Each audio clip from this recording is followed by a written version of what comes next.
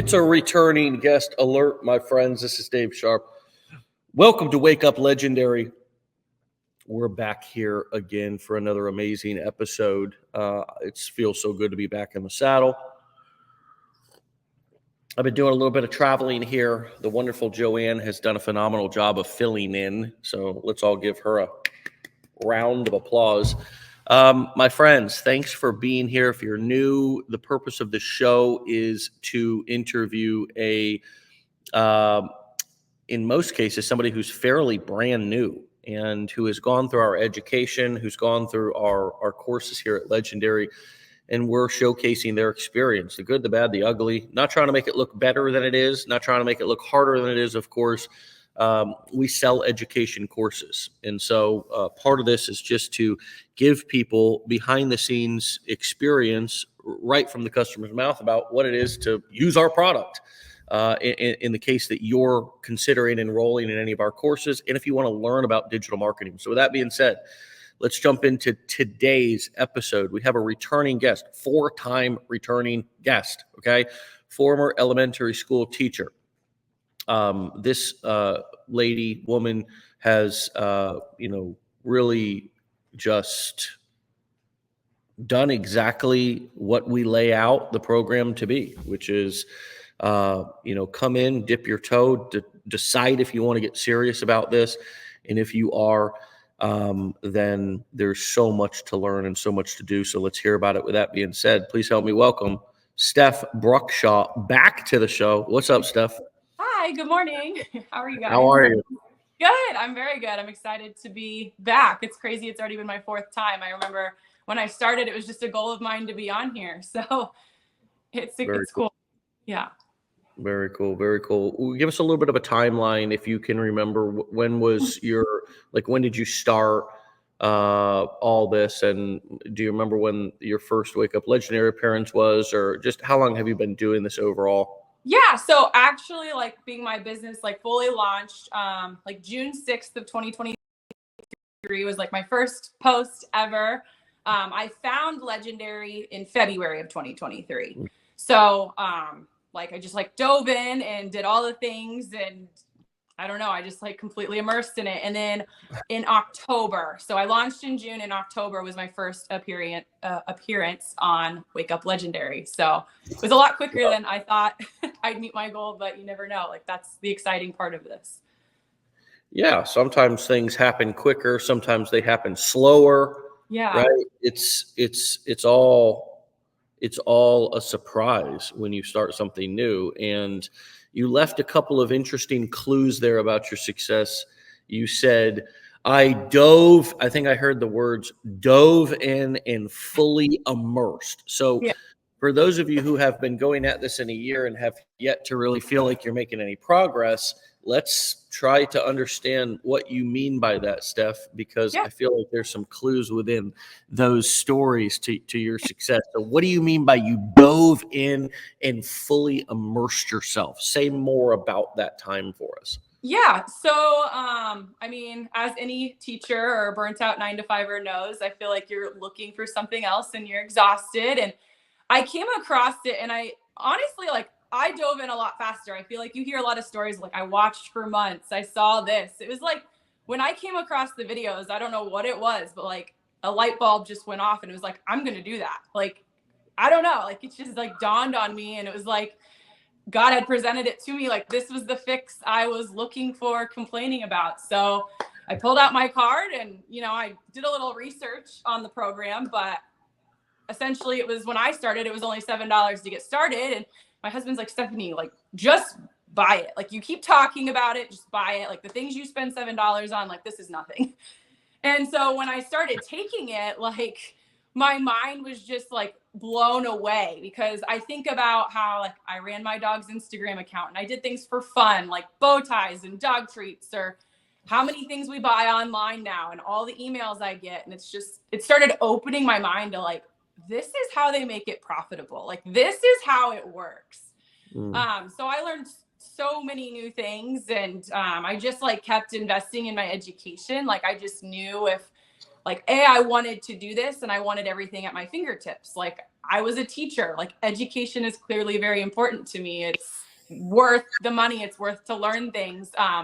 This isn't the only types of education like we've invested in. Like, my husband and I do like real estate things. So we've taken like classes on that. Like, education is so important. Like, it just allows you to, I don't know, like, it opens so many doors when you know things and you know how to do things. And just like in this, no matter what niche you go into, you have education to help people with something, like whatever it is. So that's just kind of where it began. And just, I feel like so many people get stuck on like, well, I don't know if it's for me. Like, you don't even really know what it is. So like, just spend a few bucks and see like if it opens your eyes like it did mine, or if you're like, no, you know, I don't think I'd do this. Like, it does matter. And it just, if you're on that fence, like, just try it. Yeah, well said. And lots to pick apart there. But I want to just say something to what you ended with. You have no idea what you actually most of you, I want to say something controversial. There's a lot of you who own the product who don't even know what's inside of it because you haven't gone through it, you know? And so it's like, I think education is potentially the root cause of lack of success in this industry, is because people just don't know what they're doing. And they get so high off of the dopamine rush of buying something, and the follow through, which releases longer term, I'm not a medical doctor, but longer term chemicals that feed your self-esteem, that feed your confidence, right? I'm not talking about a quick high dopamine rush that you get from buying something and scrolling social media. I'm talking about the real confidence that you build from doing something, from learning something and then doing it, in actually following through and becoming intentional and really applying yourself and immersing yourself and knowing that nobody can take that away from you, even if you lose everything. So as a teacher, what do you think and how would you describe the difference between this educational experience versus a traditional educational experience? What are the pros? What are the cons? Yeah. Geez. I don't know. Like, a traditional education, they're teaching you to do things one way, like, to where this online education like allows you to do it in anything, right? Like, you either go to school to be a doctor and you get a degree for that, or you get a degree to be a teacher, and you have to learn those specific skills, to where the skills here I could take into any niche. Like, when I first started, when I found this, I thought I was going to monetize my pet's account. I talk about this all the time, my dog account. And I just really thought about, where did I see my business going long term? And I wanted to do like coaching and one-on-ones and mentorships. And I didn't see that in the pet niche. So I have an entire business plan in a different niche that I took these skills and did. Then I also created one, here in like the wealth, make money online, because of my teaching skills and using my education and all of that. So that's kind of where I see the difference of, you learn a lot of applicable skills in college and towards your degree, but it's so like specified to one thing, where I can just take these to anything. And not just like my online business, but like my financial knowledge has grown. Like, I help more with rental properties, and I can be more involved in conversations. I have a lot of entrepreneurial friends. So now it's not like sitting there like, I don't know what we're talking about. Like, I hang out with 10-year-olds all day, but I don't know. It's just different. I remember you touching on that, and that really seemed to be important to you. Yeah. I remember you touching on that, just being able to be in the know, this kind of desire to sort of flex your entrepreneurial muscle, even though you're around kids a lot. I think for you, I sense, and you correct me if I'm wrong, I'd love to hear the story about the sort of change of mind that I think so many people feel deathly guilty and shameful about, Mhm. or something? I don't know, because I didn't go to college to get a degree and then switch. What comes up for you when I bring this topic up, and what's that experience been like for you? Um, for me, very positive because I needed a change. I needed something else. But I do know it. You hear a lot of teachers say, like, you get together and they're burnt out, they're tired, they need something different. But they're like, I went to school to be a teacher. I have an elementary degree. I have a school degree. I can't do anything else. And it's like, well, you can. It's just hard, right? It's hard to learn a new skill, and that you went to school that long, and you paid all that money for it, and you got this piece of paper that says I'm a teacher now, or I'm whatever. And I have always just had this feeling like I kind of have a more alpha personality. I just have a go-getter personality. I'm the person people come to that when you want something done, I'm the one who figures it out. I've always been like that in everything, in my job, in this business that I've started, in my relationships. I don't know. I just am. And I just always felt like, even growing up or when I was teaching, like I felt like I was in the wrong room. I kind of made a post about this the other day. It was just like, I'm able to speak up. I'm able to say like what I think. And it's kind of frowned upon in a lot of instances because you're not following the societal norm. And I'd always ask my husband, like, am I too much? Like, do I come off mean? Do I come off rude? And he's like, no, you just aren't scared to say what other people are thinking. And so when I found this, like, I can come on and I can say what I'm thinking, and it empowers people because other people are scared to do that. And it was like I had found my room. My friend groups have changed so much. And like I said, a lot of them are entrepreneurs, and that's changed as my husband and I have become entrepreneurs ourselves, and people we've talked to and conversations we want to have. And now I feel like I fit. Like, I feel like I'm in my room, like, because now I have people that do more than me, that know people who make more than I do, that know more than I do.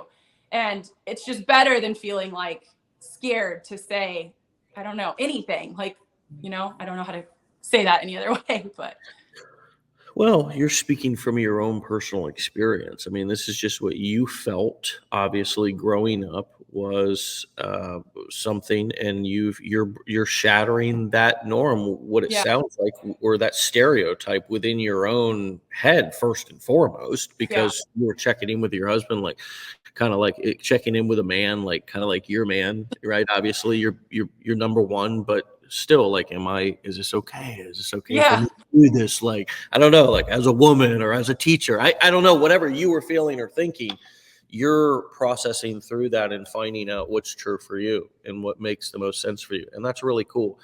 And I think that that's the out of the box thinking that's important to embrace through this process. And that's a little bit of what I was alluding to with my question before about going to college and then having a degree, and you did all the right things. You followed all the instructions. You did exactly what your teachers and parents and guardians and guides and counselors told you to do, which was be a good little boy, be a good little girl, get good grades, get a college degree. You're 50 to 100,000 in debt. And now all of a sudden, 5 years later, you say, shit, I want to do something different, yeah, you know? for sure. And it's, that's, it just kind of is what it is. Hmm. It's unfortunate people have to kind of learn that lesson but so many do, which is you get about 25 or 30 and you realize, or maybe even younger, I don't know, sometimes older, I don't want to do this. Even Hmm. though, yeah, this is my degree. This is what people with credibility said that I'm credible to do now. Yeah, So I think it's cool for you that you had the opportunity to now be a teacher in your business, and you're just more teaching adults now yeah. and talking to adults more. To talk to us a little bit about the education based selling side of this Mhm. business, and why this is less about selling and more about teaching, which hopefully behooves you, right? Yeah, But I think so many people are so caught up in this idea, I got to sell, when really what you kind of more, if you want to focus on one thing that's more important, instead of getting good at selling, get good at teaching.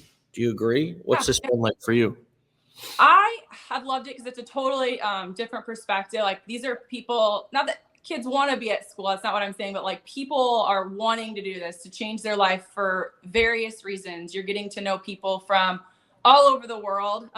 You're having conversations, you're getting to know them, and you're just teaching them these skills that can, I don't know, like take them where it's taken me, and where do they want to go, and what do they want to monetize and make money online with, and what do they want to be sharing about? Like what excites them every day. Like I feel like people get so stuck on the fact that they think they have to get everything done at once, which has really helped, with being a teacher, because I break everything down. When I taught kids, everything is broken down, and it's the same for adults. And we forget that. Like we're older and we think we can do everything. And then they're overwhelmed. And that's when they give up or think they can't do it and have all of that mindset that stops them. But it's the same. Think back to a kid. How can you break it into chunks? Like, let's create a schedule for you. Let's work on your mindset. Can you listen to something in the car? Can you listen to something when you're cleaning the house? My AirPods are always in, or my TV's always on with something. I am always learning. I am always listening to something motivational, because it is hard. Like people get the word simple and easy very confused in this business, because it is a simple process. But what makes it hard is your mindset and the waiting and the patience. And that's a conversation that I have had with a lot of people lately. I'm scared to get up my first post. Like, what do I do? This is giving me a lot of anxiety. Well, are you trying to do everything at once? Like, take a break, take a walk. Like, this is not something that just pops up overnight. Like, it took me 4 months to set up my business, and if it's an hour that you work on it that day, you're farther than you were. Like, don't just stop working on it. So those are a lot of conversations I get to have, is breaking it apart, just like I did for kids, but for adults. So it is manageable and wherever they can fit it in with their time. Yeah. No, great, great perspective and insights. And this is a lot more about organized chaos, right? Mm-hmm. It is about being everything having to be perfect or particular each and every time. You strike me as somebody who definitely is organized, but because you've had to be, I think, in some of the professions and things that you do. But at the same time, this is a lot about testing and not particularly knowing the outcomes, and being a little bit okay with letting go Mm-hmm. and sort of throwing spaghetti at the wall. How have you embraced the idea of marketing is a test versus everything you do should have an absolute result that somebody can tell you if you ask them beforehand, is this going to work before I do it? Nobody can do that. Nobody has a crystal ball. And so ultimately, even though we hire coaches, mentors, go through courses, obviously, we still ultimately need to publish something to see how it does in the marketplace. How is that non-absolute, non-mathematical outcome that it's marketing's a test? How have you embraced that to try new things and to finally get started and launch, even though you didn't know at the beginning whether that first few videos were going to get any views or anybody was going to like what you had to say? Yeah, I'm very structured. I'm very organized. That's very true. So it's a mindset thing. Like I had to work on, is not everything is going to catch. Not everything's going to be great, but it's kind of trying again. Like, you don't learn unless you fail. Like something I would tell my students too. And it's true for everybody, and you'll do better the next time. But I just posted. People get frozen in that, and it's like, just do it and don't look at it, or do it and go back and look at it and say like, okay, how could I make that better? What am I missing? And go back into like the education or ask questions. People are always like, oh, well, I can't figure it out. Like, well, are you going into a Facebook group and asking questions? Are you getting on people's lives and asking questions? Or are you just sitting there in hopes like it gets better? But it is testing, and you see like what your audience likes, and when you start talking to them. And yeah, I get upset when there's things that I put a lot of time into and it doesn't work, but you have to use it as a learning opportunity, and how can you do better with it next time? And that's just kind of how I've gone along with it. It's just like when my students would go to take a test and something happens and one of them bombs it, like it's still throwing spaghetti at the wall regardless. So whether you're working with kids or yourself or your own business, and I just like knew Like my mindset like is so strong in a sense of like I knew this is what I wanted to do. And like nothing stops me when I'm like that. Like it just doesn't. And it's not mean, it doesn't mean every day is perfect. It doesn't mean, you know, every day that there's not hard days, but you still show up. Like that's Yeah. the important part. You still have to show up even when you feel like nothing's working. There's going to be times you work for free. That's what it is. Like you paid to go to college. Like you were paying somebody. You're paying someone to work or an internship, or I didn't get paid to student teach. Like, I don't know. There's so many things we do for free that we don't think about. Yeah. Oh my gosh, for sure.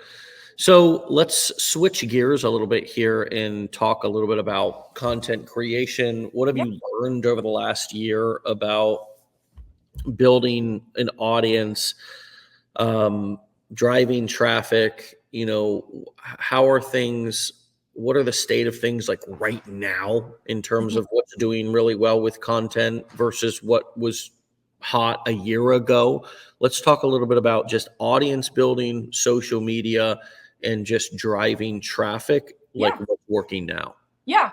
Well, right now, I mean, things have changed a lot in the last year. I would say like showing your life is like huge. And I know that, you know, people do faceless and they're successful in that, or they don't want to show their family. My husband doesn't love it. Like I have several clips with him in it and I just reuse those constantly, but my content does great when my like dogs are in it or my husband's in it. And I'm talking about something family related because that's the whole point of doing this, right? And making extra money or making life-changing money is to be able to spend time with those who matter and the why. And that's always been like huge for my husband and I. So sharing like when we have kids, like I want to stay home, but I didn't want all that financial pressure on him. And he's, you know, super supportive. He's ready to be home. Like that kind of content resonates with so many people. And, you know, not everyone's meant to be a stay-at-home mom or wife, and that might not, but a lot of people do want to be home and be able to go to their kids' events and just be present. And so I share a lot of those things. And when it pops off, then I recreate it. Like I just keep recreating things that are resonating because it's working. Like that's that whole work smarter, not harder. And Yeah. just showing up and showing who you are and being authentic and being honest, even when everyone doesn't like your answer. Like, I'm not going to just sit here and pretend it's something else when it's not, if you're looking for something specific. So how are you converting sales off of social media? And also how does email play a part in this? Yeah. Yeah. Okay. So I guess with driving traffic, like obviously as I'm generating an audience, people are commenting on my stuff and I'm generating those leads. And then they are in my email funnel and I'm constantly adding like new emails or Are broadcasts. you using when they're commenting on your post? Are you using some sort? Are you responding to them individually? Are you using like a mini chat to Yeah. send a message? Yep. In the beginning, I responded manually. I feel like it's a lot harder now, with my growth, but a lot of updates have happened, especially with Instagram, where it makes it a little bit harder. So yeah, I use that with a DM automation. It's hard, but I try to like follow up with like as many people as I can a day. Obviously, it's never going to be everyone. It's impossible with the amount of followers I have now and the amount of comments I get. But These are posts where you're specifically telling people to comment. You've got an automation tool like ManyChat. Yeah. ManyChat is the tool that most use. And when they comment down below your post, that's pretty much your call to action on your on the majority of your post is to comment down below. And then that automation tool sends a message that initially for them, it picks up on. I'm just trying to explain for people listening. It picks up on that keyword. You set that keyword ahead of time in a post or in the software to say, you know, if they comment go on this post, send this message to them. It's kind of a cool thing. And really, I want to point out to those of you who are new, it's really only a great tool that marketers use or content creators, influencers, whatever you want to call people, when they, as you pointed out, Steph, have an audience to where you get into the hundreds or thousands of comments per post and you just can't get back to them all. But at the beginning, you did it manually. I just wanted to give that extra explanation so people kind of had the context about what I was talking about. So Continue on. Yeah, no, 100%. And it just helps with obviously like interactions with your content because it's replied to, and it helps with the algorithm that way too, and pushing it out, and they get what they want right away. But yeah, and then they're in my email list, and I'm sending them, not only am I creating valuable content on my social media and giving them value and telling my story and showing my life, but I'm doing that in my emails too. Because I think people forget, like, not everyone's just buying right away. Not everyone's like me where they're like, okay, I'm going to buy it. Like, they need to see it and they need to get to know you. So that's why emails are so important in that aspect. Yeah. And I share my life in those too. Like, I send pictures if we're doing stuff and just share how I'm able to do that, because now I can work from anywhere. And when we travel and do things, and I don't know, it's just like an exciting piece of it. So how many of your emails are set up? Do you have a a follow-up series for everybody who's comes into your and how do you add to that as time goes on if you wanted to add to it? And then do you also send broadcast live messages, or do you just let the automated follow-up do all the work? Yeah, in the beginning, obviously, because it's really overwhelming. Like, I just started setting up my sequence. Like, when I launched, I think I had like 10 emails in it. I have like, I don't know. And when you like opt in, I think I have like 160 probably by now in there. Wow. That they go through. And then, yeah, I send broadcasts as well. So that's like if other things are going on. I kind of had a little glitch in my email campaign, so I wasn't touching that while they fixed that. And I was just sending out broadcasts. But like, I had one go out at 9 a.m. this morning. Well, 10 for you, but it's 9 in Iowa. And like, I'm live on Wake Up Legendary, like right now. Like, Yeah. it's used in multiple ways. But yeah, like, initially that's the automation part. When people comment and get your freebie and want to learn more from you, they're going through that entire email sequence. And then I'm also like sending out broadcasts if there's anything else going on or they need to know, or, promos or whatever, all this stuff. And I mean, whether people are going through getting your 160 emails or not, you're still sending those promo emails if there's something to promote that week or whatever. You're not overthinking that. You're just sending the dadgum emails. Yep. Yeah. And simplify it. Like I said, like, I've been doing this now over a year. Like, you have to set yourself a goal, and my emails kind of are what gets put on my back end, but try to write 1 or 2 a week and add it to your campaign. Like, that's the part that simplifies it for you. Like, that's so that it's already always going out. Yeah, I can sit down and schedule my broadcasts too, but it's still only sent once. But you can also sometimes, if it applies, add it to your campaign as well. So try to simplify that. Try to do it with your posts. Like, I will literally take a piece of content that does really, really well, and I will take it to ChatGPT and I will say, write an email to my subscribers. Obviously, it's a little robotic sometimes, but I put myself into it, and now it's an email, and I take the email and I create an Instagram story. So now you got 3 pieces of content from one thing that you did. So yeah, no, I love that. And I also love the idea.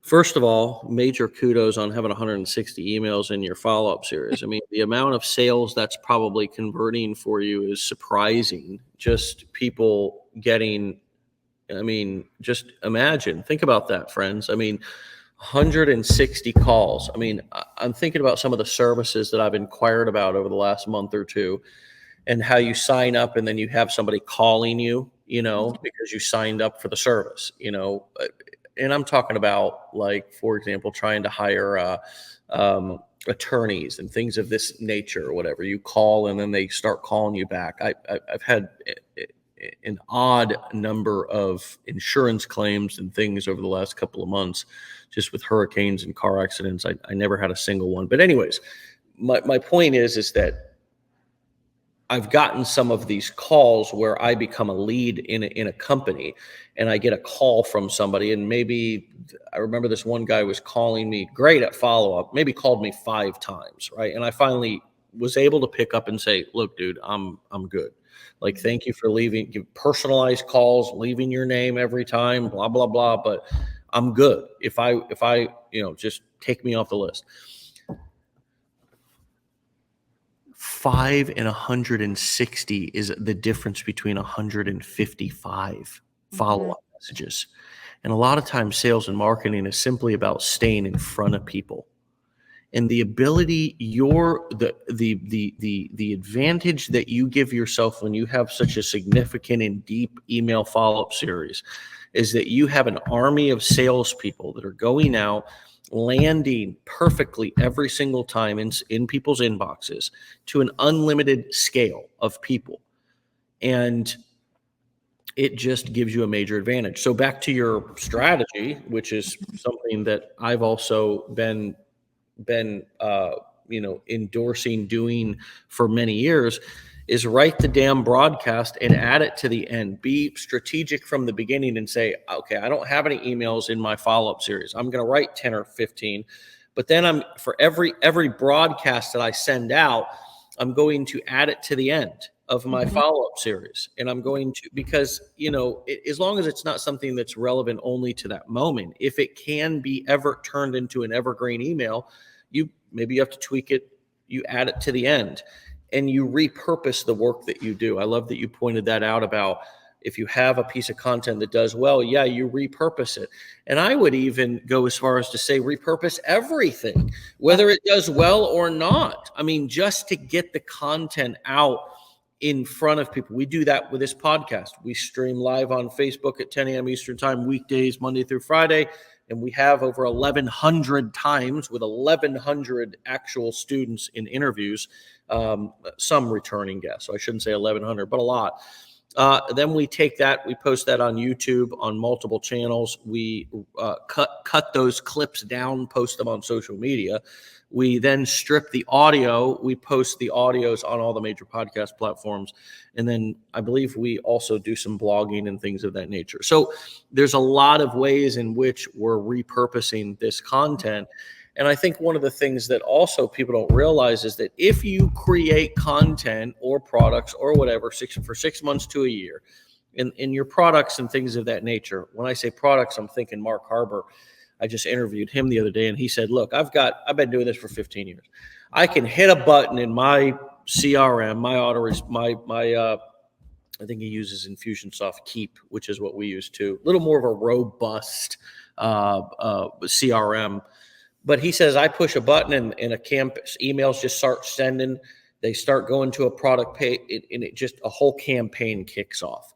My point is, after 6 months to a year, even the content that you create and post on Instagram, in Facebook and TikTok and so forth can begin to be repurposed. Nobody remembers it. Nope, not at all. Here's the other thing that's interesting about most niches, the message doesn't change. So whatever worked in terms of the messaging, now the marketing's going to change. The marketing changes, folks. The marketing platform changes. The messaging never changes. That's a big distinction. Write that down. The marketing changes. That's why we have to stay relevant and on top of this stuff. And you can't just nap for 5 years and your business is just running on automation. No, conversions go up, ad prices go up, down, all around, presidential elections, all kinds of ad costs are skyrocketing. TikTok shutting people down, kicking people off. Oh my God, what is TikTok? Where the hell did that come from? Holy shit. Now we're all doing short form video. The marketing changes, friends. The messaging doesn't change. And so if you dial in that messaging will work over and over again for years to come. And the business actually gets easier, not in the terms of you have to do no work. Don't take that out of context. It's a long form interview here, people. But it gets easier because we can repurpose stuff and it almost becomes a little bit mindless. It's really mentally heavy at the beginning. But as it becomes second nature, and this is the point in place that most of you need to get to and you'd actually enjoy yourselves. But wouldn't you agree, Steph? You get to this place where you can begin, like anything, to do it in second nature, and you begin to be able to repurpose things. Not only are you repurposing old content and emails, but you're also repurposing a message that you begin to be able to speak almost in your sleep. and you don't have it. It's not this mentally and emotionally draining process, but you got to go through that valley of despair at the beginning to dial in your messaging. What comes up for you as I talk a bit about this messaging piece staying the same, but the marketing piece you needing to stay on top of? Yeah, I mean, you do. Things change all the time. So are you asking like how I deal with the overwhelmingness or with the change? There's maybe. Well, I wonder just what comes up for you around this idea that what I'm doing here is trying to dial in a message that Yeah. works, right? And Yeah. and the marketing is what is going to change, but the messaging is not. And so, I guess I'm just asking, do you feel like you have, let me ask it this way. Do you feel like you have dialed in your messaging, and who are you talking to out there? Do you have an image of somebody specific? Is it mainly females? Is it also males? In dialing your message, what have you learned about that process of dialing in your message to reach these people who are following and buying from you? Sure. I feel like, yeah, you have to take time and figure that out. Like people get very overwhelmed. They want to talk to everybody. But obviously, coming from being a teacher, a lot of my content is talking about my story as being a teacher, and wives who want to contribute more. Obviously, being a teacher, it's not, you don't make a lot of money. You don't go into it for the money. And those are like two big targets I really talk to, and people resonate with that. Like, there are so many horror stories of teachers. And when you're sharing, something that's happened and how you were able to escape that and change that, like you get a lot of conversations of things that they've had, have happened to them, or wives who, yeah, they want to make more money, they want to take that weight off their husband's shoulders. Like those are things I talk about that really resonate with my audience, but it didn't just come overnight. Like like we talked about earlier, there's a lot of trial and error in the beginning, and don't really know who you're talking to, and it comes with time, just like figuring that out, trying it, keep talking, and what's catching for you, and then continue. Now that's what you said, like that doesn't change, that's what you're continuing to do and market and how it changed your life. But it takes time to get there. Like you said, it's overwhelming in the beginning, and when people reach out to me and say that, I said, yeah, it is overwhelming in the beginning, it's new. Like, but once you learn it and you get everything set up and it comes together, it's just like, oh my gosh, like this is amazing. Like, it's not easy in the beginning. It's hard, it's new, but so is going to college, and so is learning to become whatever you decided to be when you grow up. Yeah. This is hard too in the beginning, but again, it starts to become like second nature, just like anything else that you learn and you do. And I'd rather be doing this than getting up at 5:30 and driving in the snow and having migraines and Yeah. just. Yeah, no doubt. Steph, what is something that is surprising, is funny that we would know about you in kind of your journey through this process unless you told us? Like, what's something that's interesting, that's that has happened that we would never expect has happened, something interesting that you learned about yourself, something silly or funny that happened to you during this process that was embarrassing. Just tell us something that we don't know about Steph and your journey throughout this last year with online marketing. Oh gosh. I don't know. That's a hard one. Something embarrassing that, like you did or happened, or something that that was like a secret limiting belief, that or kind of insecurity or complex Yeah. that you had, that you kind of overcome, that nobody would have known that you were dealing with unless you told us. And now we can go back and no, we're not gonna go back and look at anything, but what is something that we would not know about your journey unless you revealed it to us? Yeah, gosh. I don't know if it's like silly or funny, but like I'm a really big like perfectionist, and that is definitely something I had to overcome. I can't think of it being silly, but like there are things I'll do like a bunch of times, like even though it's simple, or I can't think of something that's like silly though. Like I don't know. Um,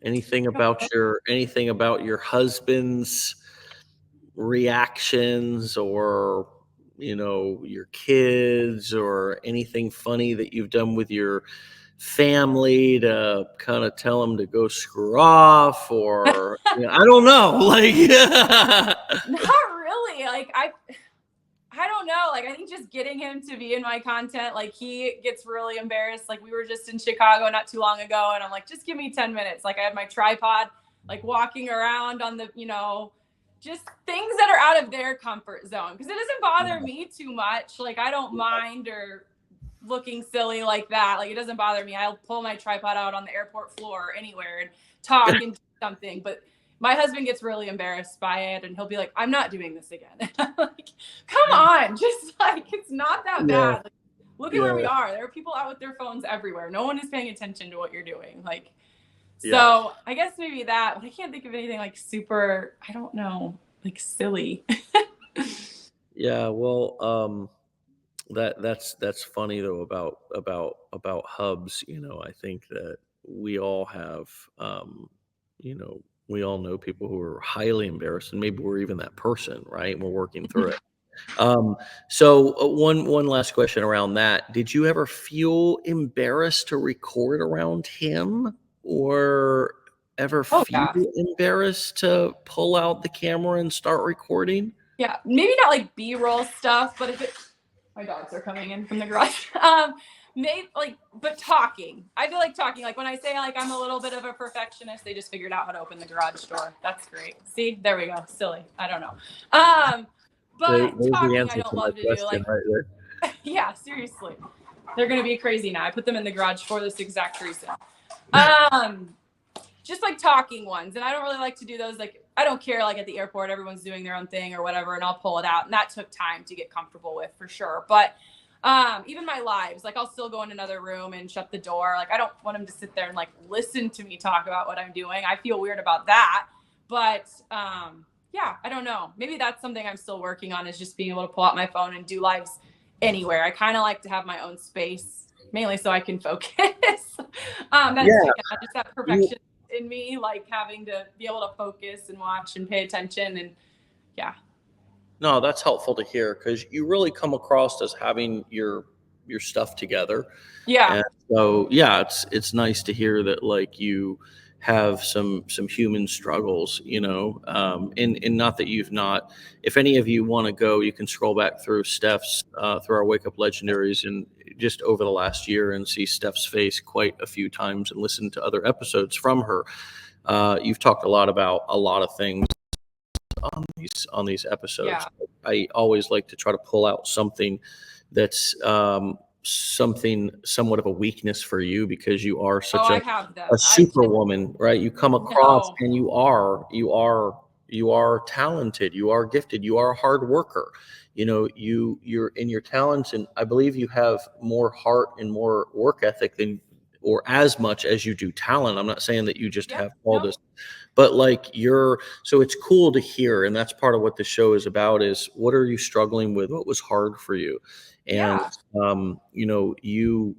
you've certainly shared a lot of that with us in the 4 times you've been on the show. And that was just kind of I learned more about you with kind of how you felt being sort of outspoken, being sort of feeling alpha, and wondering if that was okay. And like, which, by the way, friends, I think alpha is different than feminine, right? Feeling alpha doesn't mean particularly that you're feeling masculine. Right? It just means that you're feeling A type personality, right? Versus kind of B type, or more passive, or more kind of follow, or wait for, you're kind of like, get in there, right? You're not afraid to take the lead. And so, this has been just really, really cool. If you're a teacher out there, you're listening to this, hopefully this resonated with you. And Steph, by the way, you're totally out of and/or retired from all teaching in any. Okay. Yeah, I'm not teaching, but and maybe I just was thinking of something silly, but just because it probably comes from the teacher. You have to put on a face no matter what. I feel like it's kind of the same thing with the business, but it's not all together. You don't see the behind the scenes. You don't see the hard work that goes into it. We miss that from people, or the tears that have been shed. Like I've definitely cried, like when Yeah. things aren't going right, or I couldn't figure out how to set something up, or there's a glitch in something that runs your entire business. But again, it's just taking that break and giving yourself time to like, okay, like now we're going to go back and we're going to do this. So it doesn't always look perfect, even if it appears and you're held together well. It's definitely what we're trained, is to see the good and not always show the hard. So And I think that behooves you, right? Because you do want to be able to perform, if you will, perform.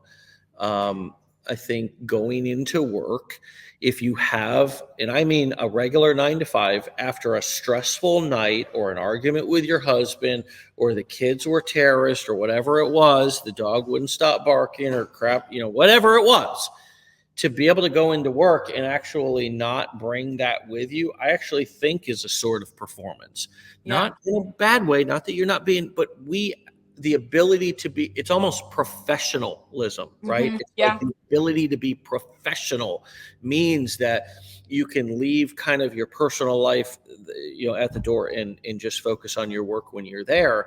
And, so you certainly have that, and it's really cool. It's cool to see. This whole last year or two has been so great for me to see so many people who are who finally said, you know what, I'm not going to wait.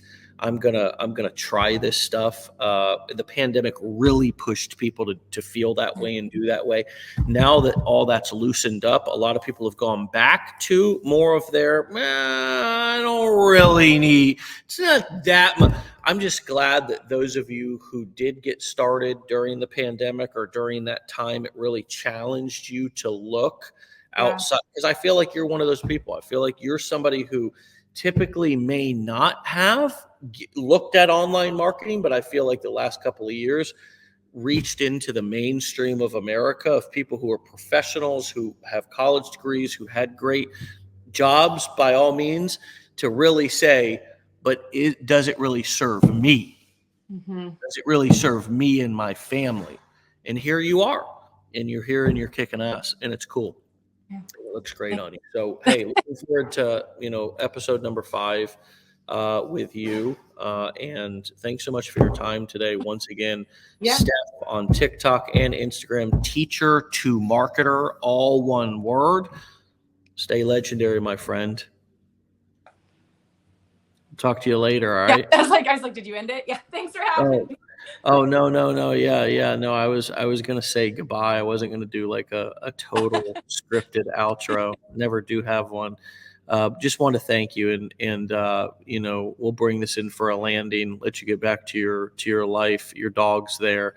My best to you and your family, and we'll see you on the next episode. Okay. Yeah. Thank you so much. Have a good day. All right. See you, Steph. Bye. All right, my friends, you can find Steph over on TikTok and Instagram at Teacher to Marketer. Really, really great show. Like I said, you can go back and scroll through our page here and find 3 more episodes with Steph Bruckshaw, and just listen to all of her experience here over the last year. It's cool. Like, that's one of the cool parts about this show, is to be able to see people over a period of time. We have people who come back returning guests after their first appearance being multiple years ago. So that's really cool. Hey, my friends, we kicked the week off. We kicked the month off right here with a great episode. Let's make the most of November and December. This is an opportunity for us all to really set ourselves up for a great 2025. Quick little shameless plugs.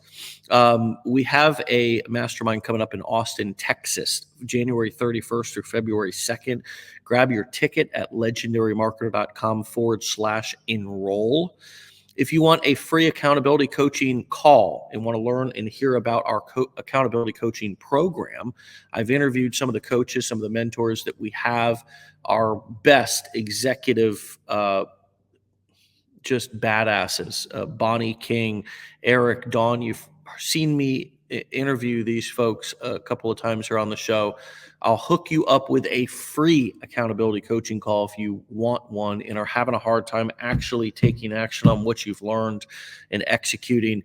email me at dave@legendarymarketer.com, the word accountability. If you are looking for an affiliate program to join, you want to represent a brand, a suite of products, you want to align yourself with a company who stands behind its product no matter what. There is not another company, guru, organization that does that more than Legendary Marketer. There is not a company, there is not a guru, there is not an individual that serves its customers, its clients at the level, in depth, at the consistency, and over a period of time like Legendary Marketer has. Regardless of what happens in the marketplace, what people say, what people do, who tries to ride our coattails, who tries to blow up our spot, who tries to criticize, we still and always will do what we do. And that's serve our customers at a world-class level. And if you want to align and partner with a company that's doing that, that's converting still at incredible levels, that's got an amazing sales and marketing process that allows you, if you want to be an affiliate, to run your business and sell and market and teach and create content, but not have to do all the customer service and not have to do all of the product delivery, then adding us to your marketing wheel, having us as your primary offer, whatever the case may be. Go to legendarymarketer.com, click on affiliates, and join or sign up for our affiliate program. It's free. It's a single tiered affiliate program.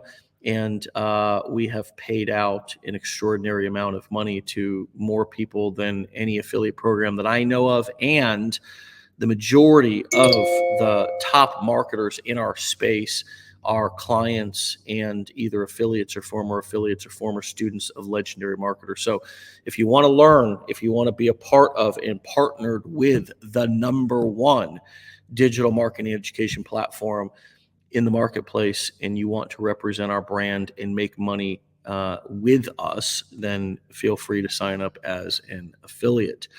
Let's see. I think that's it. We've got some new things that are launching here over the course of the next week or so. Pay attention. It's going to be really cool, especially also if you are an affiliate of ours.